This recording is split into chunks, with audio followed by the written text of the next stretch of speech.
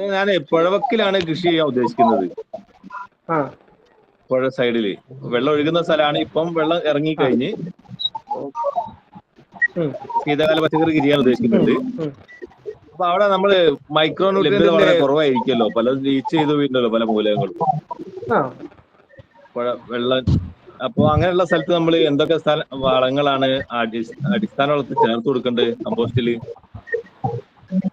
പ്രധാനമായിട്ടും അവിടുത്തെ അമ്ലത ക്രമീകരിക്കുക എന്നുള്ളത്. രണ്ടാമത്തേത് ഞാൻ ഇത് നേരത്തെ പറഞ്ഞതുപോലുള്ള അടിസ്ഥാന വളങ്ങൾ കൊടുക്കുക. അതോടൊപ്പം തന്നെ സൂക്ഷ്മ മൂലകങ്ങൾ അവിടെ സ്പ്രേ ചെയ്ത് കൊടുക്കുക.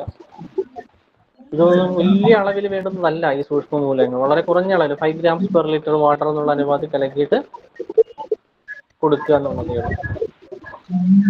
ഈ മൾട്ടിമിക്സിന് നമ്മൾ നേരത്തെ പറഞ്ഞ പ്രാക്ടീസ്. മൾട്ടിമിക്സിന് എന്ത് കിലോ വില ഉണ്ട് സാറേ? അത് അറിയില്ല, അത് യൂണിവേഴ്സിറ്റിയായിട്ട് ബന്ധപ്പെടുക. അത് അവരുടെ ഔട്ട്ലെറ്റുകളുണ്ടല്ലോ, യൂണിവേഴ്സിറ്റി ഔട്ട്ലെറ്റുകളുണ്ടല്ലോ, അവിടെ ഒന്ന് എൻക്വയറി ചെയ്യണേ.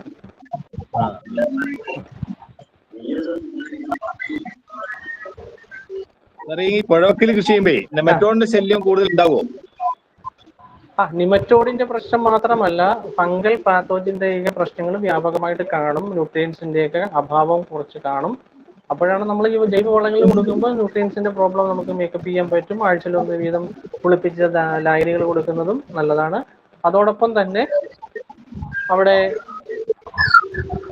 പച്ചില വളങ്ങൾ ഇങ്ങനെയുള്ള കാര്യങ്ങളൊക്കെ അവിടെ കൊടുക്കുക. നിമറ്റോഡിനെ കൺട്രോൾ ചെയ്യാനായിട്ട് തൈകൾ നടുന്ന സമയങ്ങളിൽ വാമ്, അതോടൊപ്പം തന്നെ പീസ്ലോമൈസിസ് എന്ന് പറയുന്ന മിത്ര ഫംഗസ് ഉണ്ട്, ജീവാണുവാണ്.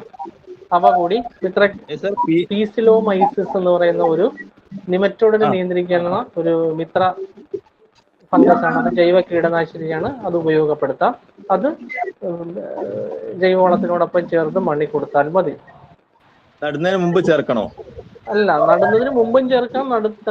നട്ടതിന് ശേഷം വളം കൊടുക്കുമല്ലോ, ജൈവവളം കൊടുക്കുമല്ലോ. നമ്മൾ ആദ്യത്തെ വളം കൊടുത്തു, പിന്നെ ഒരു മാസം കഴിയുമ്പോൾ അടുത്ത വളം കൊടുക്കുമല്ലോ. 45 ദിവസം മുമ്പ് ഹെഡ് ഫോം ചെയ്യുന്നതിന് മുമ്പായിട്ട് നമ്മൾ കൊടുക്കുമല്ലോ വളം. മൾച്ചിങ് ചെയ്തിട്ടാണ് മൾച്ചിങ് ആണ്. അപ്പം നമ്മൾ എന്താണ് ലിക്വിഡ് ഫോമായിട്ട് പിന്നെ സ്ലറികളൊക്കെ ആയിരിക്കുമല്ലോ കൊടുക്കുന്നത്, അതിൻ്റെ കൂടെ ചേർത്ത് മണ്ണിലേക്ക് കൊടുക്കാം. നടുന്നതിന് ഈ മൾച്ചിങ് ഷീറ്റ് ഇടുന്നതിന് മുമ്പ് തന്നെ ബെഡ് ഉണ്ടാക്കുമ്പോൾ തന്നെ ബെഡിലേക്ക് പീസിലോമൈസിസും വാമും ഒക്കെ കൊടുക്കണം. നമ്മുടെ ജൈവവളങ്ങൾ അവയോടൊപ്പം തന്നെ വേപ്പിൻ പിണ്ണാക്ക്, ട്രൈക്കോഡർമ സമ്പുഷ്ടമായ ജൈവവളമായിരിക്കണം. അതിനകത്തേക്ക് ജീവാണുവളവും അതോടൊപ്പം തന്നെ ഈ പീസിലോമൈസിസും ഒക്കെ കൂടി ചേർത്ത് മണ്ണി കൊടുക്കുന്നത് നല്ലതാണ്. അങ്ങനെയാണെങ്കിൽ നമുക്ക് ഈ പറഞ്ഞ ഈ നിമറ്റോഡിനെയൊക്കെ നിയന്ത്രിക്കാൻ പറ്റും, ഫംഗൽ രോഗങ്ങളെയും ഒക്കെ നിയന്ത്രിക്കാനായിട്ട് പറ്റും. Thank you sir. ഓക്കെ, സന്തോഷം.